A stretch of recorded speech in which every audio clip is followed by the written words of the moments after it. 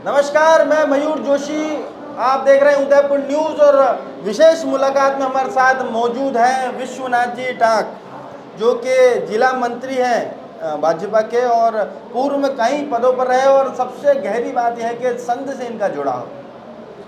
Sir, संघ अपने सिद्धांतों के लिए जाना जाता है, पर यहाँ स्वाभिमान की लड़ाई, टिकट कटना मौजूदा विधायक का और जो लोगों के बीच में जनप्रिय है।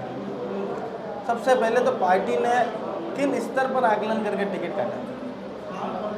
इसी विचार को हम सब लोग मिलकर कर रहे हैं कि पार्टी ने जो टिकट काटा है, यानी यहाँ की जनता और कार्यकर्ता सभी अचंभित हैं कि जहाँ हम पहले चंद्रभान सिंह जी उस कद्दावर नेता को हराया है जिसने जो आज राजवी साहब को कैंडिडेट यहाँ बनाया है, उनको भी उन्होंने हराया है। उस व्यक्ति को चंद्रभान सिंह जी ने पहले प्रथम बार में 11,000 से हराया है और उसके बाद में उसी व्यक्ति को 24,000 से ऊपर यानी 50,000 तक मतों से हराया है। और अभी तीसरी बार में यह हम कार्यकर्ता काम करते हैं फील्ड में, ये मैं नहीं कह रहा हूँ, ये जनता कह रही है नीचे की कि इस बार चंद्रभान सिंह आज्ञा 50,000 वोटों से जीतने वाला है। लेकिन जब ये टिकट कटा है तो इसका अचंभा हो रहा है सबको कि किस आकलन को जोड़ के काटा गया है और किस कारण से काटा गया है।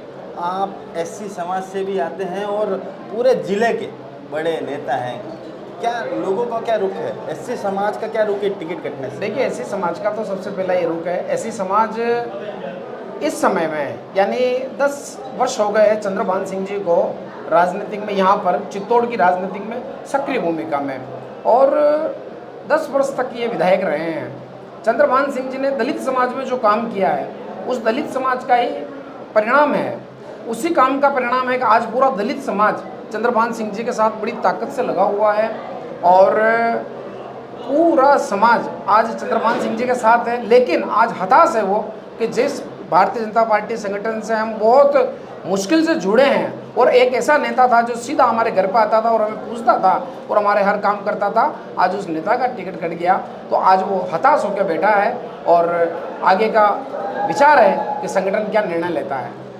संगठन के निर्णय पर कब तक रहेगी आस?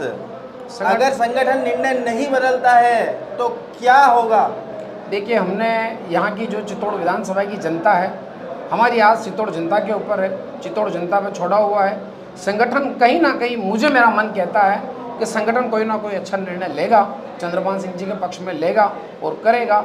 नहीं तो जो जनता का आदेश होगा वो जनता में काम करना है और जनता जो कहेगी वो करना है। क्या चित्तौड़ क्षेत्र में बढ़ता हुआ कद का खामियाजा भुगतना पड़ा चंद्रभान सिंह जी आज्ञा को? क्योंकि सीपी जोशी जो प्रदेश अध्यक्ष हैं वे भी चित्तौड़ से ही हैं। देखिए, सीपी जोशी जी हमारे यहाँ के बड़े नेता हैं और सीपी जोशी जी जब लोकसभा का चुनाव लड़े तो यही जो जनता आज चंद्रभान सिंह जी के पक्ष में बैठी है, वही जनता सीपी जोशी जी को जितवाया और हम ही लोगों ने जितवाया है और सेकंड बार भी सीपी जोशी जी को अच्छी तरह से जितवाया है।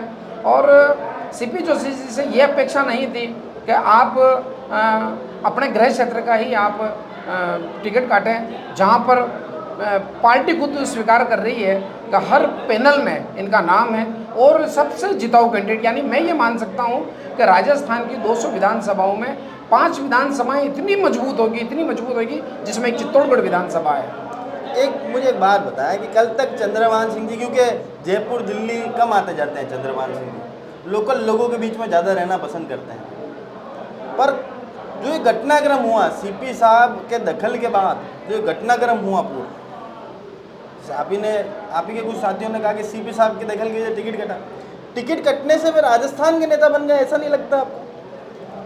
ऐसा है जी कि घटनाएं जो होती है वो घटनाएं ही व्यक्ति को बड़ा बनाती है और आगे बढ़ाती है, संघर्ष आगे बढ़ाता है। मुझे ऐसा लगता है कि ये चंद्रभान सिंह जी का जो संघर्ष है, ये संघर्ष मुझे ऐसा लगता है कि हम पहले कहते थे चंद्रभान सिंह आज्ञा चित्तौड़ विधानसभा के नेता हैं, पर मुझे अभी इन दिनों में लग रहा, मेरे पास भी कई फ़ोन आए हैं पूरे प्रदेश के लोगों के, तो मुझे ऐसा लगता है कि चंद्रभान सिंह जी इस आंदोलन और इस भूमिका के कारण से कहीं ना कहीं मेवाड़ के नेता तो हो गए हैं। जी, तो अब मेवाड़ में बहुत से ऐसे नेता हैं जो पार्टी के टिकट वितरण प्रक्रिया से खुश नहीं हैं, क्या वे आस की निगाह से देख सकते हैं चंद्रभान सिंह जी की तरफ? देखिए जी, मेरा स्तर इतना बड़ा नहीं है, फिर भी मैं कहूँगा कि चंद्रभान सिंह जी के पक्ष में सब लोग हैं, इसलिए हैं कि चंद्रभान सिंह जी सरल, सहज और सब लोगों को इजी उपलब्ध हैं, इसलिए सभी की अपेक्षा चंद्रभान सिंह जी से बनती है। खास व्यक्तियों में आपकी गिनती होती है, फहरिस्त में आपका भी नाम है चंद्रभान सिंह जी के। एक मुख्य सवाल से आज पर्दा उठा दीजिए कि वाकई में अगर पार्टी निर्णय नहीं बदलती है तो भी क्या चुनाव लड़ेंगे?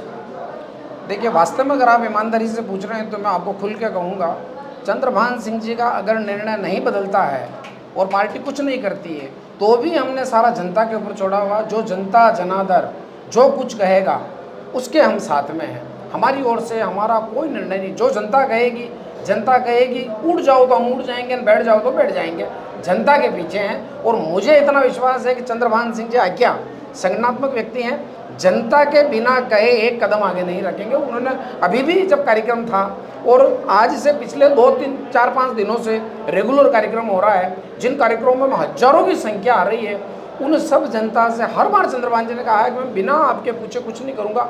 अभी भी जब प्रदेश और दिल्ली तक के नेताओं का यदि चंद्रभान जी से कोई संपर्क हुआ है तो उन्होंने भी खुल के कहा है कि मैं आप लोगों के बीच में जो मेरी बात हुई है वो ये बात है, और आगे भी जो बात होगी मैं बिना पूछा आपसे कुछ नहीं करूँगा। जी, तो हमारी विशेष मुलाकात थी विश्वनाथ जी टाक साहब से, जिन्होंने स्पष्ट करा के अंतिम फैसला उस पर जो मोहर लगेगी वो जनता लगाएगी, जनता के आगे आज्ञा साहब भी नहीं चलेंगे। जय हिंद, जय भारत, जय मेवाड़।